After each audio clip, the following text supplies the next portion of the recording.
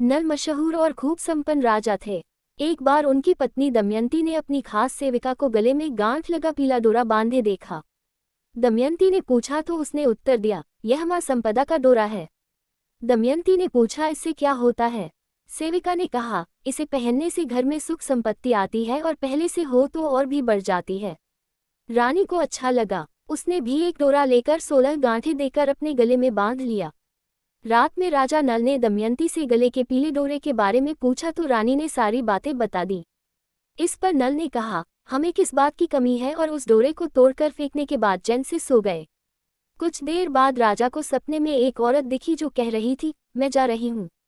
उसी समय एक दूसरी औरत भी वहां आ गई, बोली मैं आ रही हूँ। नल को यही सपना 12 दिन तक रोज आता रहा तो वह उदास रहने लगा।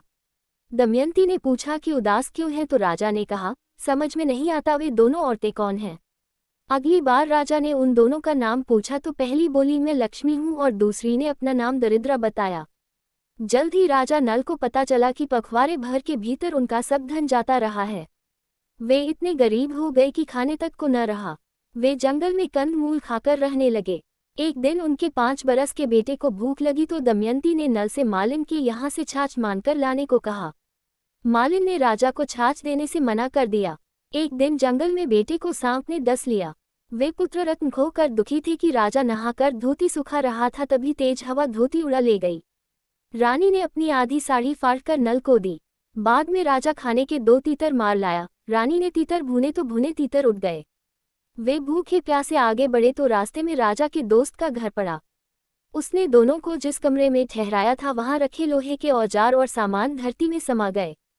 चोरी का इल्जाम लगने के डर से वे वहां से भाग गए।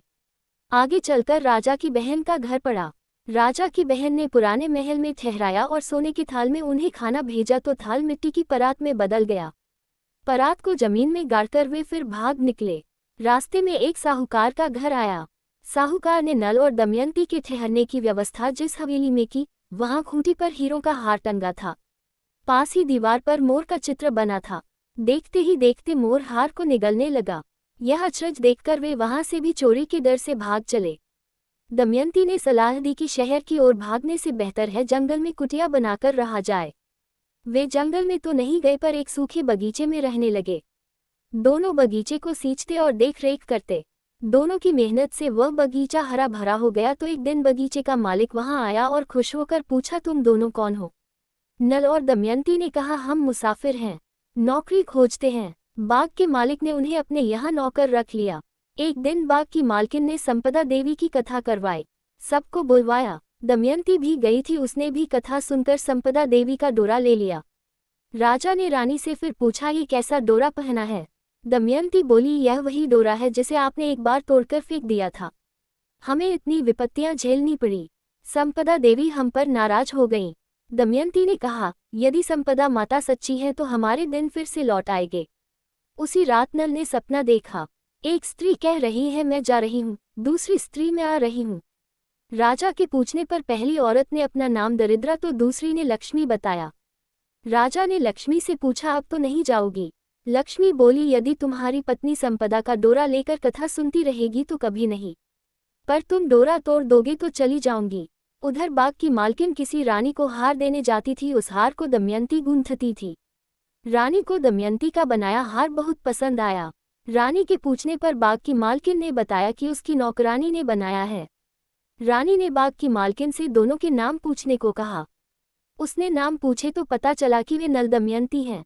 बाग का मालिक ने उन्हें आदर सहित कुछ धन दिया और उनसे क्षमा मांगने लगा। अब नौकरी न हो सकती थी, सो दोनों अपने राजमहल की तरफ चले। रास्ते में साहूकार का घर आया। यहाँ वे उसी कमरे में ठहरे तो देखा कि दीवार पर बना मोर नौलखा हार उगल रहा है। साहूकार ने ये चमत्कार देख राजा के पैर पकड़ लिए और खूब सारा धन भेंट किया। आगे चलने पर बहन के घर आया। नल उसी पुराने महल में ठहरा जहाँ मिट्टी की परात दबाई थी। वह जगह खोदी तो हीरे जड़ा थाल निकला। राजा ने बहन को बहुत सा धन भेंट में दे आगे चल दिया।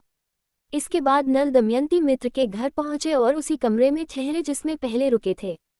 मित्र के लोहे के औजार और सब सामान सही सलामत मिल गए। उसने उपहार दे विदा किया। आगे चलने पर उसकी धोती एक पेड़ पर उलझी हुई मिल गई। तो राजकुमार जिसको ने सांप ने डस लिया था उसी के साथ खेलता हुआ मिल गया।